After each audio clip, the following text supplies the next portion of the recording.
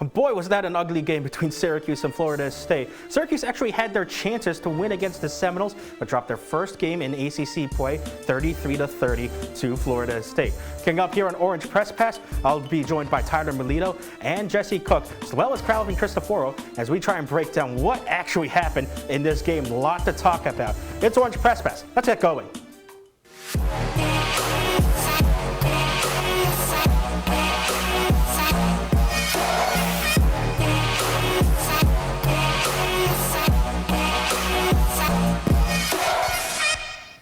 Welcome into the CitrusTV studios for another edition of Orange Press Pass. Guzman alongside Tyler Melito and Jesse Cook against Syracuse, losing 33-30 against Florida State. Now drops to 3-2 on this season. Interesting game for not many good reasons. Tyler, your first impressions of this game? Yeah, Christian, you hit the nail on the head. It was not very interesting for Syracuse fans, I would say. I think my first impression is we need to calm down. Everyone, Syracuse fans, media, players even, just need to calm down. The non-conference schedule was not as strong as ACC play, and Syracuse started off pretty strong, I'd say, given where the expectations were. We all need to calm down right now. It is one game, but temper expectations a little bit.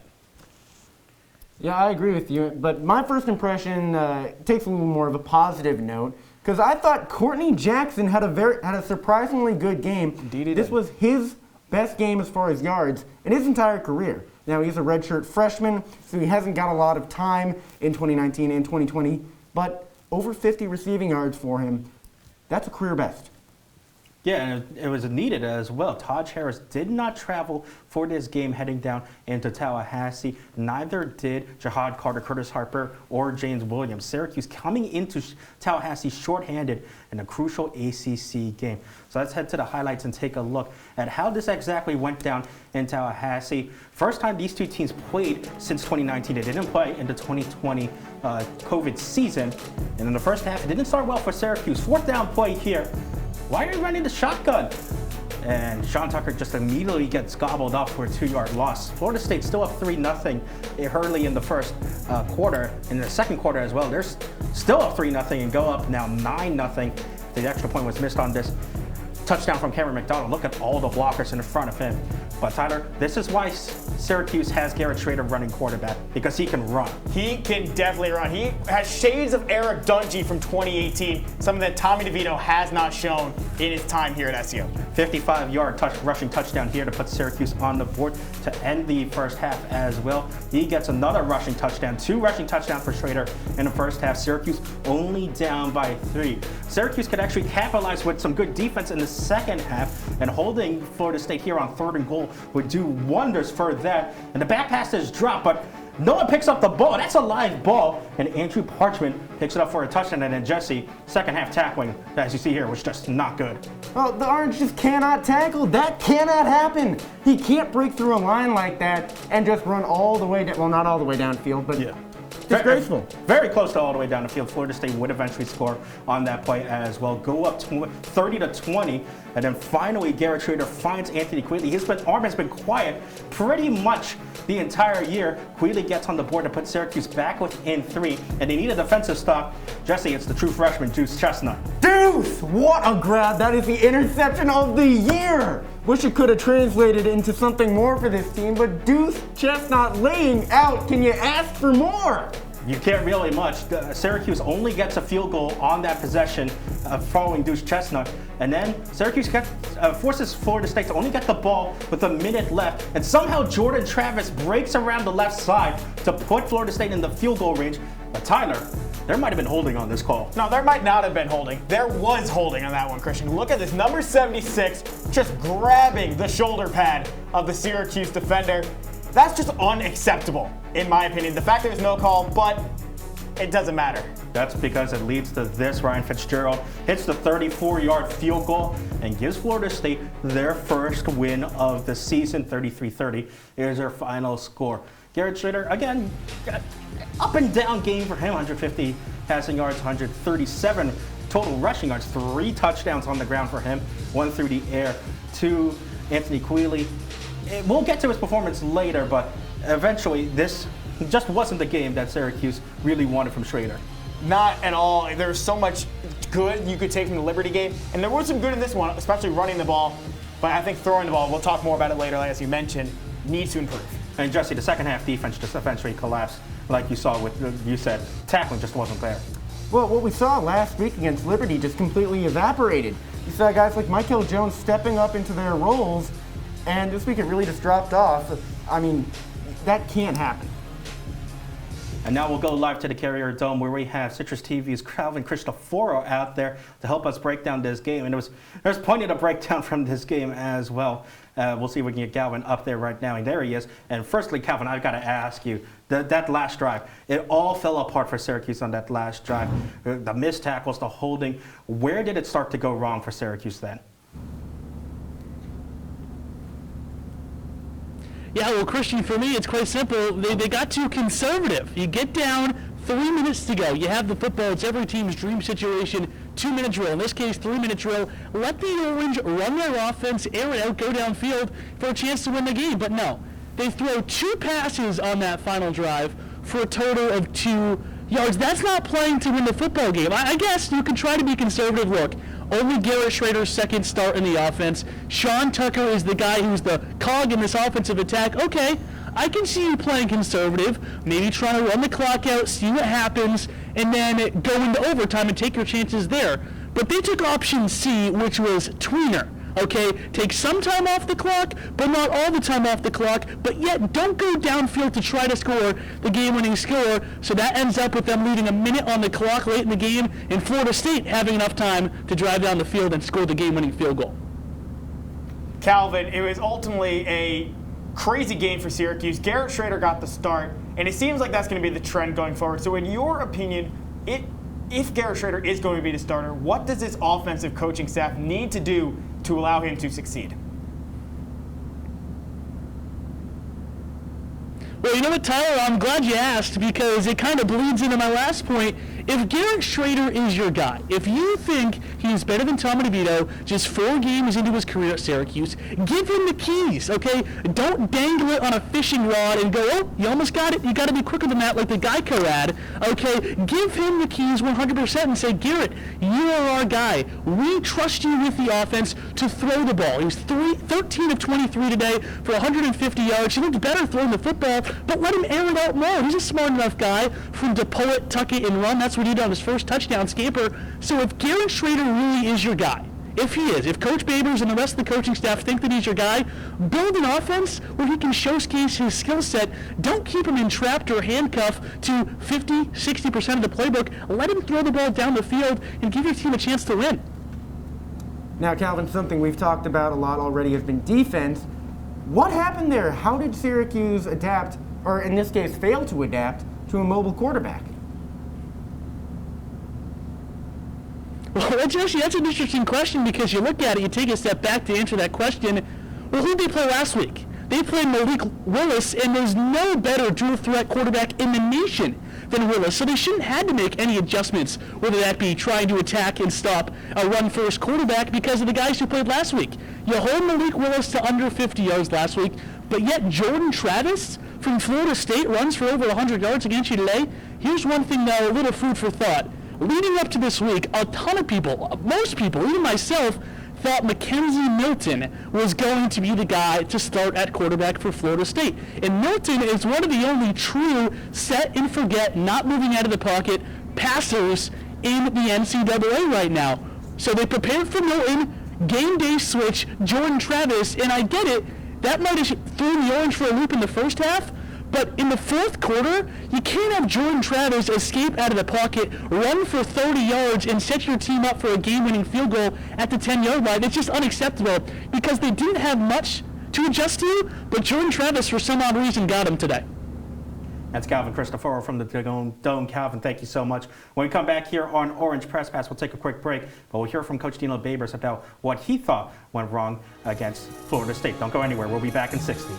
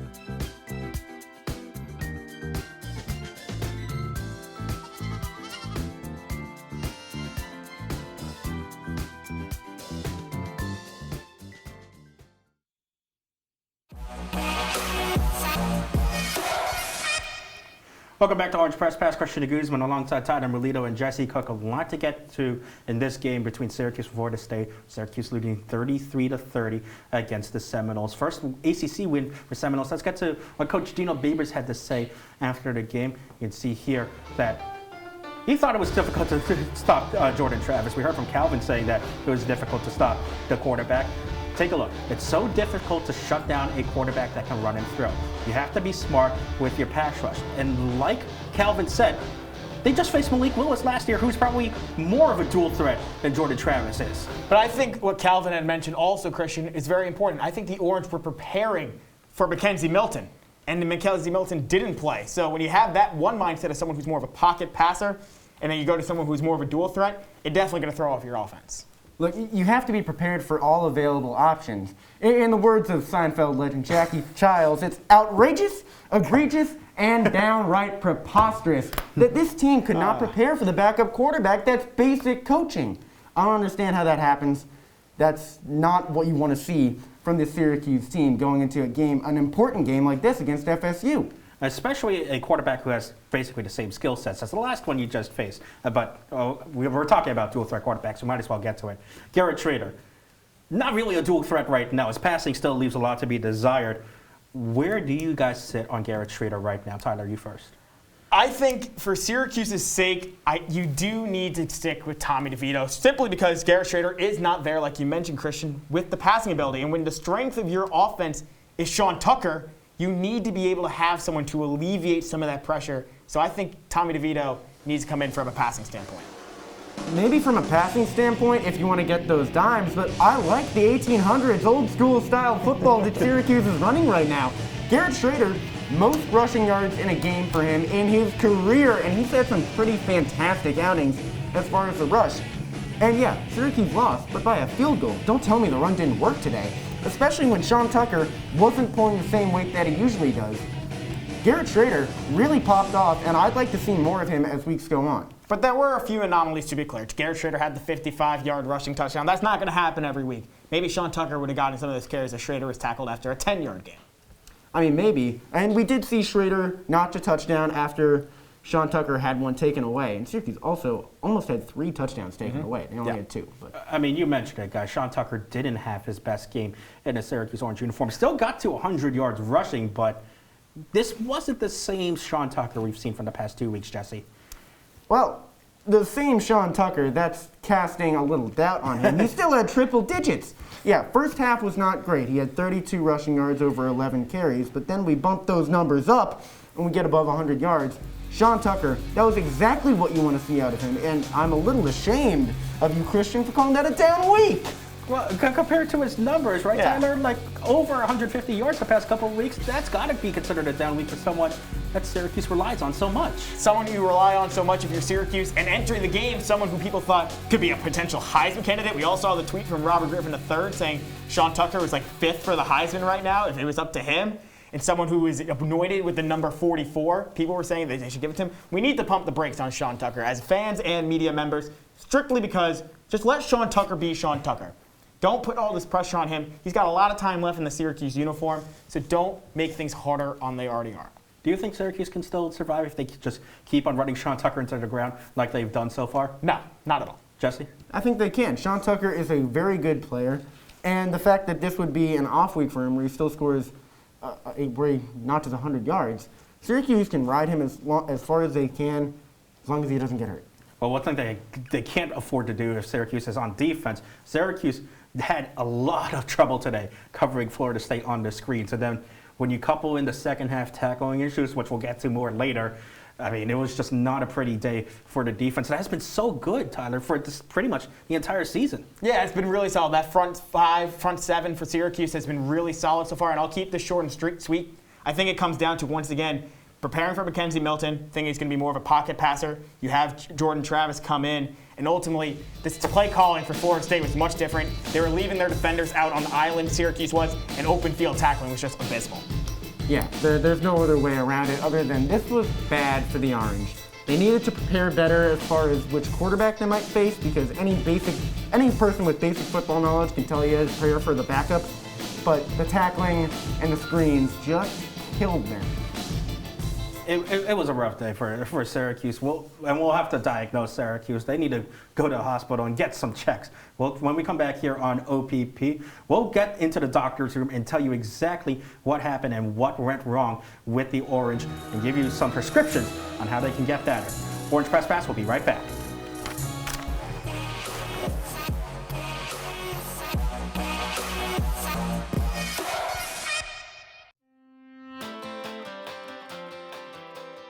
OTN is on all your favorite apps: Apple TV, Fire TV, and Roku. Search Orange Television Network or OTN.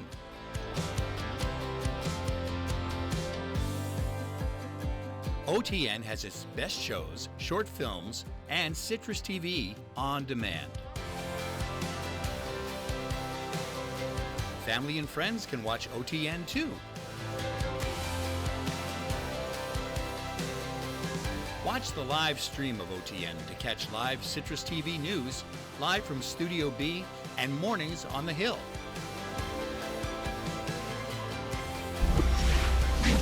On or off campus, watch OTN anywhere.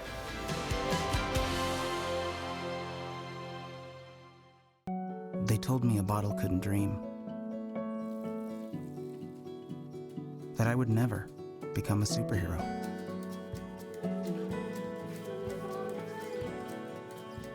But I learned how to fly. Just to come back in a new disguise. And be the hero that I've always wanted to be.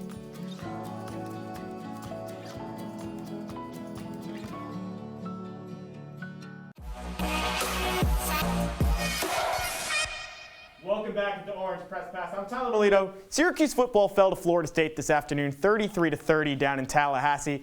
And there was one thing that really caught my attention for the Orange. That being how if SU wants to have any success for the remainder of the season against the ACC, the offense needs to be better. What I mean by that is Syracuse's offense needs to play at the level the defense has played at thus far this season. And I'll admit, the defense had its worst game of the year.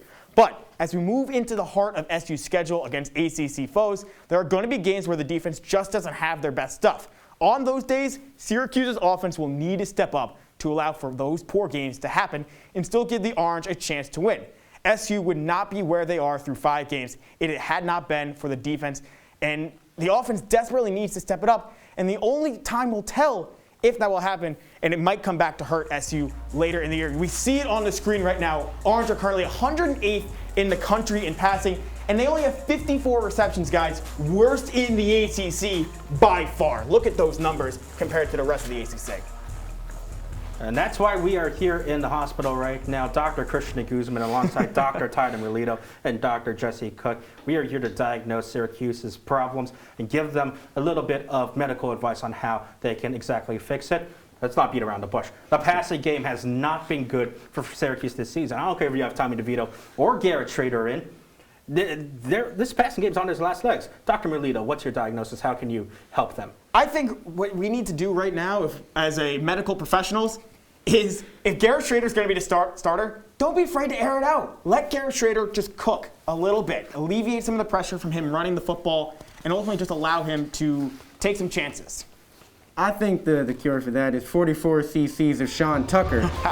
Get him the ball on offense. Sure, he had that bad drop at the end of the first half, but other weeks he's been the leading receiver for Syracuse. So keep putting the ball in his hands. Sean Tucker knows where to go and what to do. Yeah, well, very interesting to say that, especially since Garrett Schrader, especially Mr. Melito, is still not the best passer in the world. I agree with Mr. Cook here. I think you need to give it to Sean Tucker a little bit more. Only way you're going to do that, though, is with the play calling. Some of the play calling today, I think, leaves some people in some cardiac arrest, unfortunately. We really need to save a lot of people, Dr. Cook, with the play calling. What's your diagnosis? How do you fix it? Well, look, no doctor is going to go into a diagnosis without a plan of how they're going to address it, and I think that's how Syracuse has to address their drives. Have a plan going in. This team was so unorganized, it was impossible to watch and enjoy. Yeah, and kind of branching off that point, Dr. Cook, is they need to be able to know the situation, know the time on the clock, know what the yardage is. Too many times in my time here at SU, they just would run down the play clock, call a timeout, and then just run a a play that just doesn't make any sense. We saw it on 4th down. They run a draw play.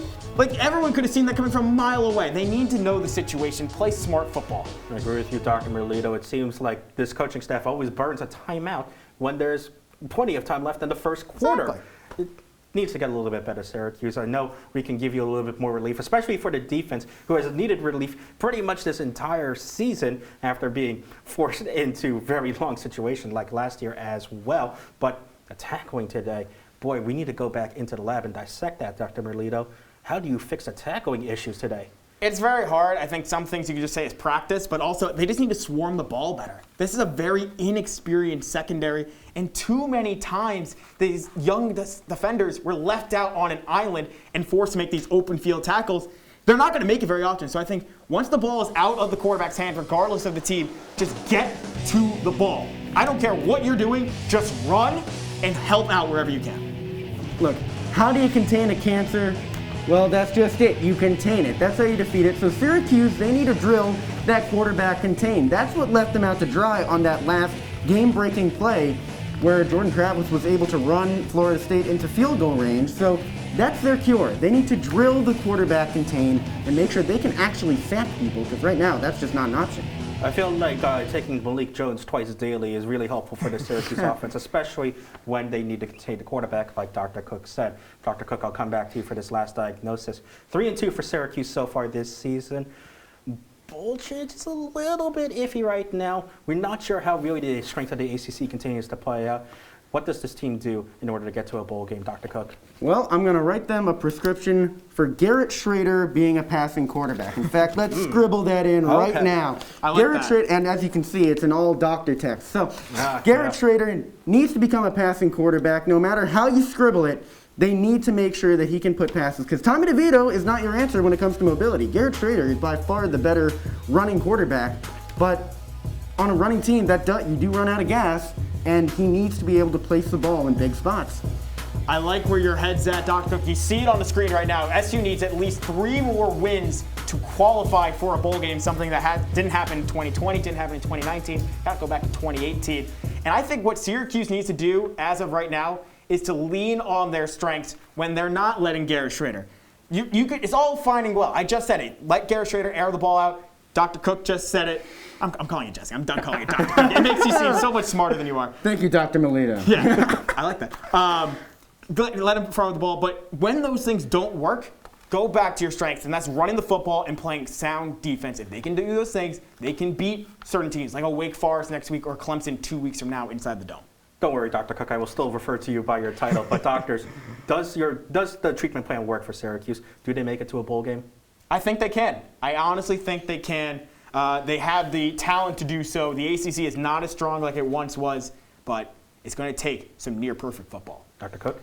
I think at a certain point, you can pack your cat, have a yad for that Fenway Bowl, because that's where the teams at the top of the ACC play, and I wouldn't count Syracuse out. Make sure to reserve your parking spot outside Beth Israel Deaconess out there in wherever it is. Yeah, Cambridge. Well, we'll discharge Syracuse from the hospital for right now. Hopefully they don't need to make any more visits to the emergency room. Dr. Christian de Guzman checking out for now. When we come back here on Orange Press Pass, we'll take a look around the ACCs, see what other action happened, and give you some final looks and final impressions on how this game ended between Syracuse and Florida State. Don't go anywhere. Orange Press Pass. We'll be right back.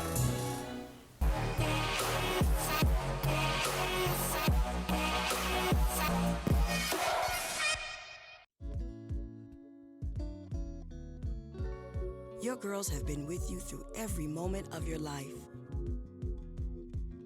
They were with you when you felt unbreakable. With you that time you felt most alone.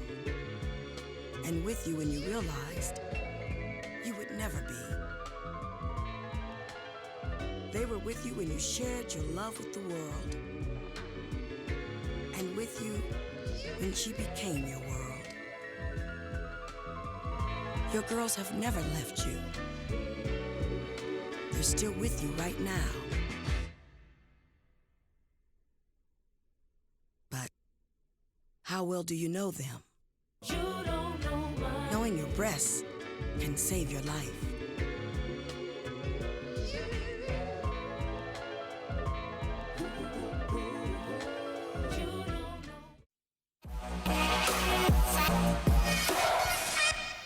Welcome back to Orange Press Pass. Christian Guzman alongside Tyler Melito and Jesse Cook. Hopefully we didn't violate any doctor-patient privileges by talking about our clients in the previous segment. But it's time to take a look around the ACC, see what other action has happened as Syracuse lost to Florida State, guys. It's been an interesting year for the conference. It has been a very interesting year for the conference, and that starts with the number 25 team in the country, Clemson, only up by 10 to Boston College. I am very excited for when Clemson comes to the Dome in 2 weeks, because I think Syracuse can knock them off a la 2017. Yeah, also Phil Jakovic for Boston College, one of the most accurate quarterbacks in the ACC, but I want to take it out all the way to Pitt, where they absolutely trounced Georgia Tech. I mean, both quarterbacks throwing for almost 400 yards. There's not much more to say other than wow. And Syracuse has to face all those teams later this season as well. Let's take a look now at the ACC standings, see how things are currently figuring out right now. Jesse's Wake Forest the best team in the ACC? By record, yes. By skill, yeah, yeah, they are. It's a bad year for the ACC by many metrics, but out of a bad year, out of a lot of pressure can come a diamond, and right now that's your Demon Deacons, and that's going to be an interesting matchup next Saturday. It's going to be a very interesting matchup next Saturday, and I honestly don't, Christian, think that Wake Forest is the best. It's still very, very early in the ACC part of the season. Give me 2 weeks to anoint the Demon Deacons as the best team. Well, as you guys said, Wake Forest in the Carrier Dome next week against Syracuse. That game taking place on October 9th next week. And make sure you guys tune in on Orange Press Pass once again. Take a look. Wake Forest, now 24, probably will move up in the polls as well. This is going to be interesting as well to see whether Syracuse has the mental capacity to bounce back from a tough loss like this. Yeah, it's a tough loss. Fortunately for the Orange, they're going to be back in the Dome. We saw what happened last week against Liberty. Inside the Dome against Wake Forest, anything can happen, in my opinion. Yeah, Wake Forest, third in scoring offense, but they're behind Syracuse in defense. It's a rubber match. Time to wrap things up here on Orange Press Pass. We won't let you go without our final thoughts. Tyler, start with you first. It's plain and simple, Christian. Everyone's got to remain calm. There's still hope for this team. It's not over yet. There's still a lot of season left to be had. Syracuse can bounce back next week against Wake Forest and possibly hurt them. No need to panic at all. Well, I think for Syracuse, they just need to figure out a passing quarterback. That's what they need to turn Garrett Trader into, or teach Tommy DeVito how to run. They need to find an answer in the pocket. Guys, the Syracuse win against Florida. They lost to Florida State. Yeah, I'd Do go they with no. win against Wake Forest next week? I'm going to say they do. Inside the Dome, I think they have a chance. That crowd is going to be rocking. It's Parents' Weekend, don't forget. Oh, Jesse, what about you? As much as I would like to say that my parents being there will rock them over, I think I have to give this to the Demon Deacons. They're a better team right now, but we'll see. We'll see. Well, that will do it here for us on Orange Press Pass. For Jesse and Tyler, I'm Christian Guzman. Thank you all so much for watching. Have a good night, everyone.